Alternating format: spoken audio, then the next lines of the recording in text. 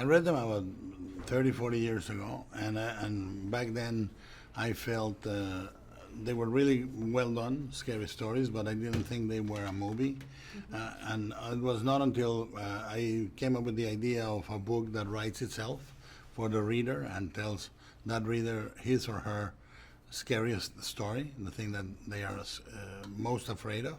That's when the movie gelled, and when André came on board as director, as producer, I knew we were going to have a great movie. Eat it, Harold. The Harold story is great fun. There is always a fan base who really want to see that come to life. Tommy hated that scarecrow all his life.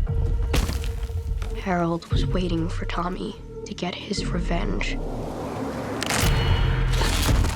To finally get to do a proper Halloween scene with a scarecrow chasing a guy through a cornfield, that's an iconic moment. I think Poltergeist was probably the movie that really got to me when I was too young to see it. It was such a scary night with the thunder, and I could relate to that. And I remember sitting listening to the counting of the time between the lightning and the thunder, and then the doll wakes up, and it was just all these freaky moments. For me, the Universal movies, all the monsters, they didn't scare me. I loved them. I thought, oh, they just want to have friends, you know? And they were. I was scared for the first time by TV series. When I was growing up, there was a TV series called Outer Limits and another one called Night Gallery, you know, and they were very scary episodes. The Red Spot is one of those stories that everybody tells, and everybody knows a friend of a friend that had a sister that this happened to. No, this isn't real, okay?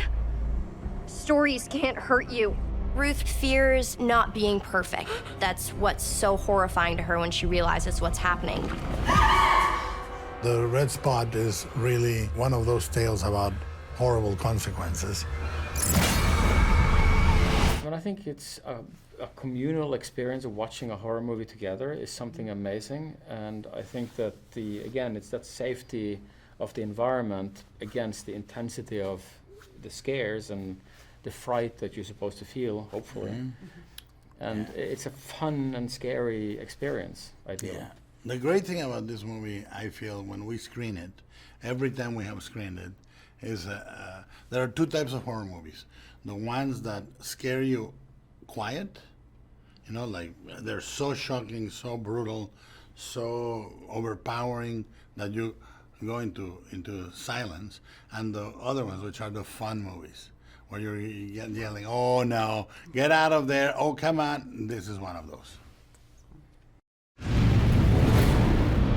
Scary stories to tell in the dark feels grander than your normal horror movie. André is completely unafraid to go there for the scare. It's the fear of knowing there's something there, but not being sure exactly where it is. Thanks, Guillermo, for making us film at an actual haunted location.